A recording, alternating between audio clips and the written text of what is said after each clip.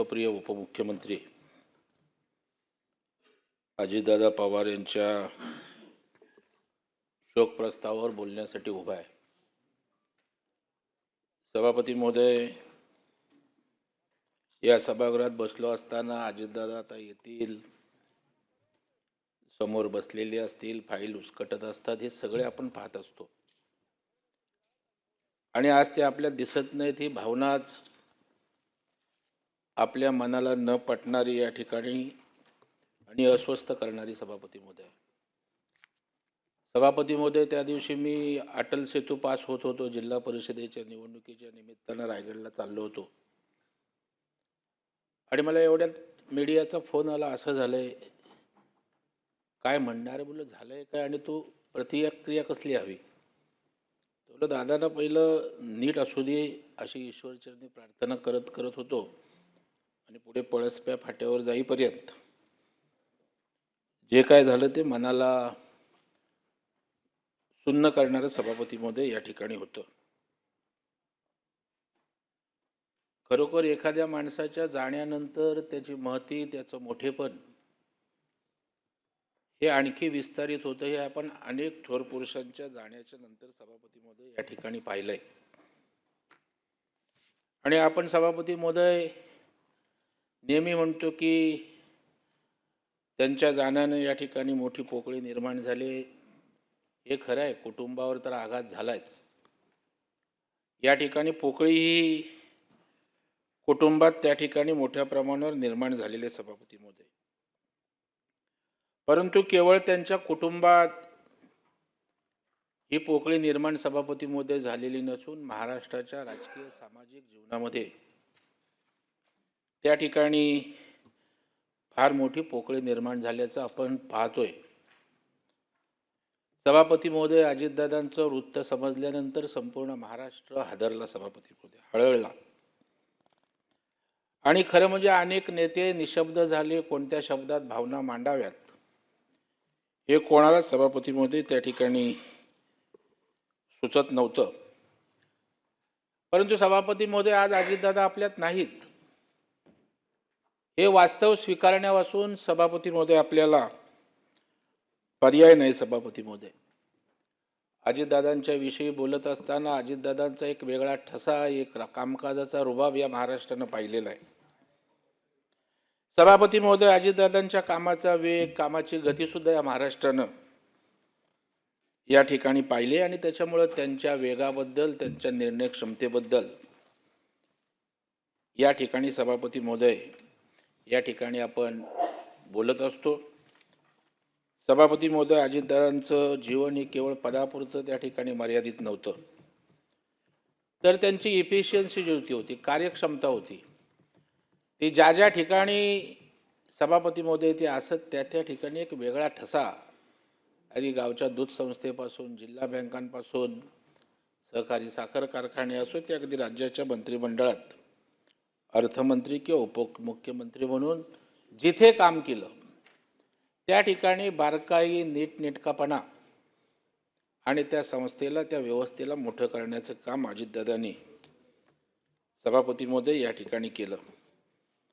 अजितदादांविषयी सभापती महोदय बोलत असताना प्रशासनातील त्यांची शिस्त असेल, वेळेचं काटेकोर नियोजन असेल आणि काम पूर्ण करण्याची जिद्द, सभापती महोदय ही त्यांची अजितदादांची ओळख होती।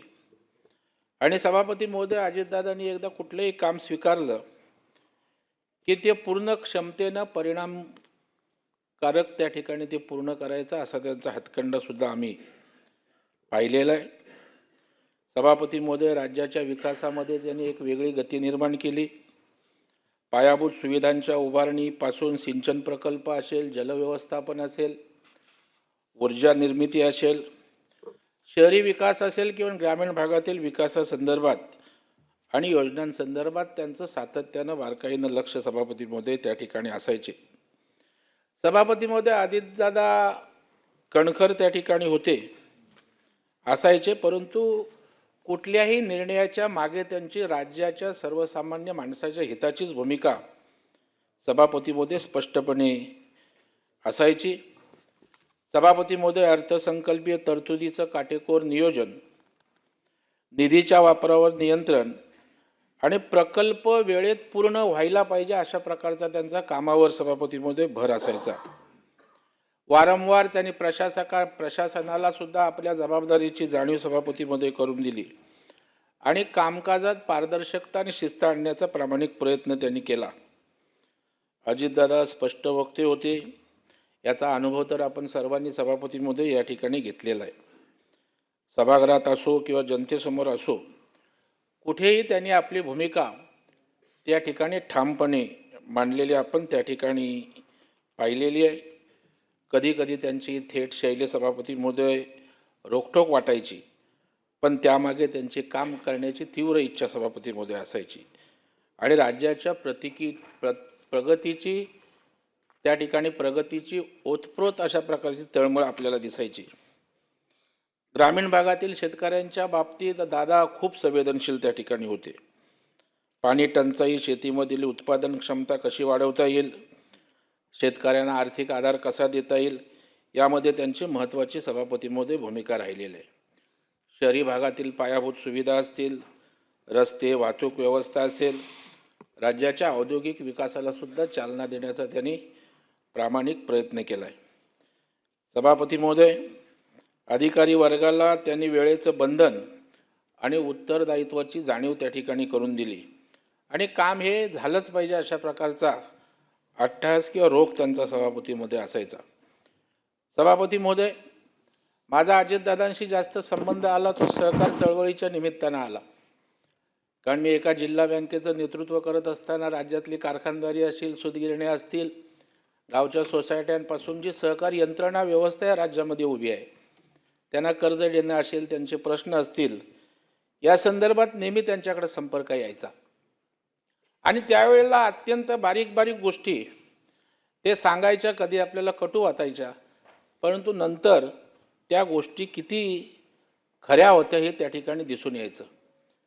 सभापती महोदय, अनेक निर्णय त्या ठिकाणी अजितदादांचे त्या ठिकाणी हे अत्यंत धाडसी आहेत. मी त्यातलं एक उदाहरण सभापती महोदय देतो की मुंबईतल्या गिरणी कामगारांना सभापती महोदय शासनाने घरं दिली. मला वाटतं पृथ्वीराज बाबा तेव्हा मुख्यमंत्री या राज्याचे होते. परंतु गिरणी कामगारांना घरं दिली, परंतु गिरणी कामगारांना द्यायला 12-15 लाख रुपये गिरणी कामगारांकडे नव्हते आणि त्यावेळेला मग गिरणी कामगार मुंबईमध्ये बँकांकडे पैसे मागायला जायचे. परंतु तो गिरणी कामगार निवृत्त झालेला 60 वर्षाच्या वर गेला होता, त्याची रिपेइंग कॅपॅसिटी नव्हती, त्याला जामीनदार नव्हते, तर तो दिलेल्या 12-15 लाखाची परतफेड कशी करणारा प्रश्न त्या ठिकाणी निर्माण झाला होता. आणि मग ते गिरणी कामगार माझ्याकडे आले, मला म्हणाले मुंबई जिल्हा बँकेच्या माध्यमातून आम्हाला हे 12 लाख रुपयाचं त्या ठिकाणी कर्ज द्यावं. आता बँकर म्हणून मलाही ती अडचण होती, परंतु आपलाही स्वभाव त्या ठिकाणी मार्ग काढण्याचा असल्यामुळे, गिरणी कामगारांविषयी एक वेगळ्या संवेदना असल्यामुळे मी त्या ठिकाणी आमच्या बँकेतले सहकारी सिद्धार्थ कांबळे जे तेव्हा उपाध्यक्ष होते माझ्याबरोबर, ते अजितदादांचे जवळचे सहकारी होते, त्यांच्यामार्फत मी दादांची वेळ घेतली आणि दादांकडे गेलो आणि मंत्रालयामध्ये आम्ही बैठक घेतली. त्यावेळेला मी दादांना सांगितलं, दादा आपण गिरणी कामगारांना घरं तर दिलेत, परंतु ते बघत राहणार का त्या घरांकडे? ते घर घेऊ शकत नाहीत, कारण त्यांच्याकडे 12 लाख रुपये द्यायला नाही आहेत आणि मी द्यायला तयार आहे. या 7,000 गिरणी कामगार मी जिल्हा बँकेच्या मार्फत त्यांना पैसे द्यायला तयार आहे. आमचं संचालक मंडळ निर्णय घ्यायला तयार आहे. परंतु अशा प्रकारच्या 2 अडचणी त्या ठिकाणी येत आहेत की एक म्हणजे त्यांना त्या ठिकाणी परतफेड कशी करणार हा प्रश्न आहे आणि दुसरा जामीनदार हा प्रश्न आहे. मग म्हणाले, प्रवीणराव काय केलं पाहिजे? ते कुणालाही नावाने अगदी असंच बोलायचे. मी म्हटलं, दादा 2 पर्याय आहेत. एक म्हणजे त्यांना ते घर त्या ठिकाणी भाड्याने द्यायला परवानगी द्या.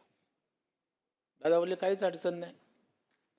घर भाड्याने दिलं तर त्यांना 12-15 हजार रुपये भाडं येईल, म्हणजे घेतलेल्या कर्जाचा हप्ता त्यातनं निघून जाईल. आणि दुसरं को बॉरोवर म्हणजे सहकर्जदार करायला त्या गिरणी कामगारच्या मुलाला, मुलीला, नातवाला त्या ठिकाणी परवानगी द्या. दुसऱ्या क्षणाला दादानी बोलले, हो दोन्ही निर्णय करणं आपल्याला शक्य आहे. तशा प्रकारचा जी आर त्या ठिकाणी सतेज भाऊ काढला, घर भाड्याने द्यायला गिरणी कामगाराला त्या ठिकाणी त्यांनी परवानगी दिली आणि त्यांच्या नातेवाईकाला जवळच्या कोबॉरोवर करून घेण्याची परवानगी दिली. आज 7,000 गिरणी कामगारांना मुंबई जिल्हा बँकेनं जे काही पैसे दिले ती सर्व दादांनी घेतलेल्या निर्णयामुळे आम्हाला देणं शक्य झालं. आज त्यांनी त्या ठिकाणी घरात राहायलाही गेले आणि त्यांनी कर्जाची 100% त्या ठिकाणी परतफेडी केली. आज गिरणी कामगार मुंबईतल्या वेगवेगळ्या ठिकाणी राहत आहेत. ते दादांनी घेतलेल्या महत्त्वाकांक्षी अशा प्रकारच्या धाडसी निर्णयामुळे त्या ठिकाणी शक्य झाले. सभापती महोदय, राज्यातली साखर कारखानदारी म्हटली की पवार कुटुंब यांच्याशिवाय ती पूर्ण होऊ शकत नाही आणि त्यामुळे साखर कारखाने जेव्हा जेव्हा अडचणीत आले त्या साखर कारखान्या पुनर्बांधणी करणं असेल, त्यांना पुन्हा ऊर्जित अवस्था देणं असेल, अनेक वेळा त्यांना आरोपाचं धनी व्हायला लागलं. कारखाने लिक्विडेशनमध्ये गेल्यानंतर विकल्यानंतर त्या ठिकाणी वेगवेगळ्या प्रकारचे आरोपही त्यांच्यावर झाले. तथापि त्याची पर्वा न करता सभापती महोदय या ठिकाणी त्यांनी या सगळ्या कारखान्यांना ताकद दिली. प्रसंगी केंद्रामध्ये गेले, अमितभाई शाह सहकार मंत्री आहेत, त्यांच्याकडून त्यांचा इन्कम टॅक्सचा विषय असेल, त्यांच्या अनेक अडचणी असतील, त्या दूर करण्याचा त्यांनी प्रामाणिक प्रयत्न केला आणि राज्यातली जी काही साखर कारखानदारी आज टिकले जगते त्याच्यामध्ये त्यांचं योगदान महाराष्ट्राला कधीच विसरता येणार नाही.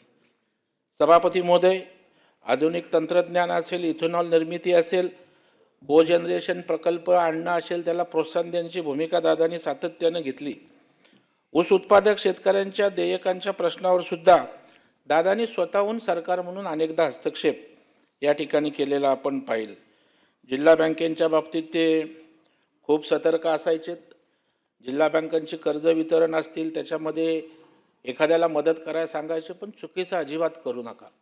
मग बँकेचं NPA बरोबर आहे का, CD रेशो मेंटेन होतोय का, कर्जवसुली कशी होते, याचा कटाक्ष आपलेपणानं जसं एखादा आपत्ती आपण त्या ठिकाणी जपतो त्याप्रमाणे सहकारी संस्था जपण्याचं कामसुद्धा दादांच्या नेतृत्वाखाली झालेल्या या महाराष्ट्रानं सभापती महोदय या ठिकाणी पाहिलेलं आहे. सभापती महोदय, शेतकरी आणि ग्रामीण भागातील लघुउद्योगांना वित्तपुरवठा वाढवण्याचा त्यांनी सुद्धा सातत्यानं प्रयत्न केला आहे. ग्रामीण पतसंस्था असतील, बहुउद्देशीय सहकारी संस्थांना प्रोत्साहन देण्याचा विषय असेल किंवा कृषीला पायाभूत सुविधा प्रक्रिया उद्योगांना सहकार करण्याचा प्रश्न असेल, सातत्याने प्रश्न सोडवण्यासाठी दादांनी त्या ठिकाणी योगदान दिलेलं आहे. आणि सभापती महोदय, हे दादांचं योगदान हा महाराष्ट्र कधी विसरणार नाही. कार्यपद्धतीवर कोणाचे आक्षेप असू शकतात, प्रत्येकाची काम करण्याची एक पद्धत असू शकते, परंतु कामातून मिळणारा जो काही रिझल्ट असायचा तो दादांच्या प्रत्येक त्या ठिकाणी कामातनं त्या ठिकाणी दिसून यायचा. कधीकधी त्या ठिकाणी आमदार निधीवरनं, विकास कामांना मिळणाऱ्या निधीवरनं अनेकदा त्या ठिकाणी अनेक प्रश्न निर्माण झाले, परंतु त्या ठिकाणी आमदार, खासदार किंवा आपले सहकारी नाराज झाले तरी चालतील, परंतु राज्याची आर्थिक घडीसुद्धा बसली पाहिजे. त्या ठिकाणी राज्याचा आर्थिक डोलारा त्या ठिकाणी कोसळता कामा नये, ही अर्थमंत्री म्हणून कठोर घेतलेली भूमिका ही आज राज्याला अर्थव्यवस्थेत सावरण्याचं महत्त्वाचं काम त्या ठिकाणी करते, हे कोणालाही त्या ठिकाणी नाकारता येणार नाही. सभापती महोदय, आज आपण राज्यातला केवळ एक राजकीय नेता गमावलेला नाही, एक अनुभवी प्रशासक, एक चांगला मार्गदर्शक आणि अनेक कार्यकर्त्यांचं सामाजिक राजकीय जीवनातलं प्रेरणास्रोत आज हरपलेला आहे. त्यांच्या दीर्घ सार्वजनिक जीवनातून निर्णय क्षमता, कामावरील निष्ठा हे आमच्यासारख्या उदयोन्मुख कार्यकर्त्यांना शिकण्यासारखी त्या ठिकाणी आहे. या दुःखद प्रसंगी मी आणि हे संपूर्ण सभागृह त्यांच्या कुटुंबियांच्या दुःखामध्ये या ठिकाणी सहभागी आहोत. त्यांना चिरशांती आत्म्यास लाभो, त्यांच्या कुटुंबियांना हे अपरिमित अशा प्रकारचं दुःख सहन करण्याची शक्ती देवो, अशी प्रार्थना मी ईश्वरचरणी करतो.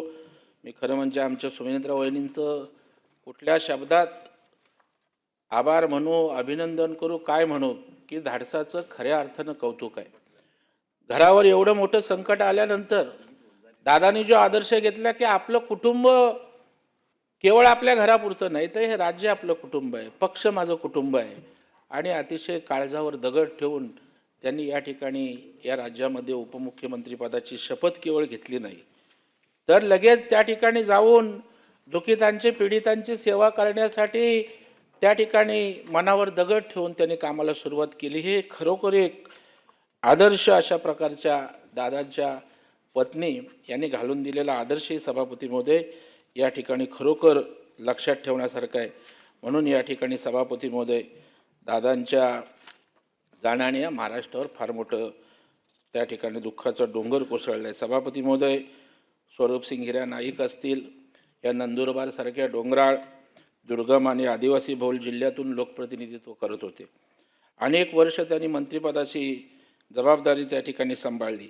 आदिवासी समाजाचं जीवन सुखी करण्यासाठी आणि त्यांच्यापर्यंत विकासाची गंगा पोचवण्यासाठी त्यांनी संपूर्ण आपलं आयुष्य सभापती महोदय वेचलं. सन्माननीय अशोक मोडक हे भारतीय जनता पार्टीच्या मुशीत तयार झालेले कट्टर कार्यकर्ते त्या ठिकाणी आपण पाहिलेले आहेत. आणि शिक्षण क्षेत्रामध्ये त्यांचं काम आपल्याला कधी सभापती महोदय विसरता येणार नाही.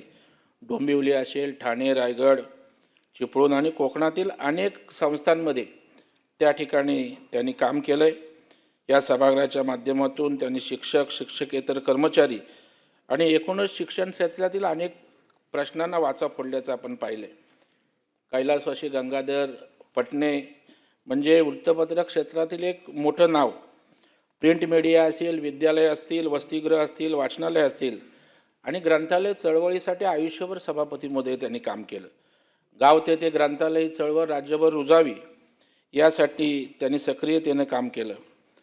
नीलाताई देसाई ज्या शिवसेनेच्या रणरागिणी म्हणून ओळखल्या जायच्या, मला त्यांच्या समेत काम करण्याची अनेकदा संधी आलेली आहे.